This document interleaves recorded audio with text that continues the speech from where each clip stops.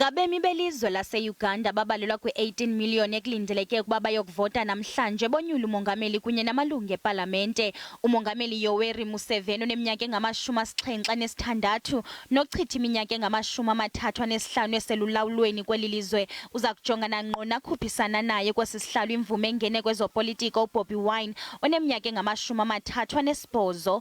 Kodwa ngosuku nje olwandulela olunyulo elilizwe libhengeze ukunqunyanyiswa kweenkonzo ze-internet kwelilizwe. Umlawuli intloko yezonxibelelwano eUganda uthe okunqunyanyiswa kwe-internet kuqalise ngentsimbi yesi-7 phezolo kwaye le meko iza kuhlala injalo de kubhengezwe ukubuyiswa kweenkonzo ze-internet kwelilizwe.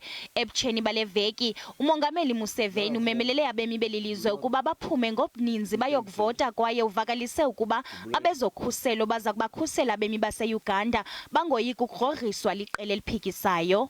Ukanti amaphulo gaya inkxaso yeqela likaBobi iNational Unity Platform aye embethwa ludushe nanjengoko abasemagunyeni besithi la maphulo ophula imiqathango ye-COVID-19 nanjengoko kubakho iindibano zabantu abaninzi, nto leyo inokunwenwisa le ntsholongwane. Kodwa imibutho yamalungelo oluntu ithi le miqathango yindlela yeqela elilawulayo yokuphazamisa nokucinezela iqel'eliphikisayo. Kusenjalo usosiba jikelele wezizwe ezimanyeneyo Antonio Guterres umemelele ukuba kuhlonitshwe amalungelo oluntu ngethuba lonyulo lweli lizwe.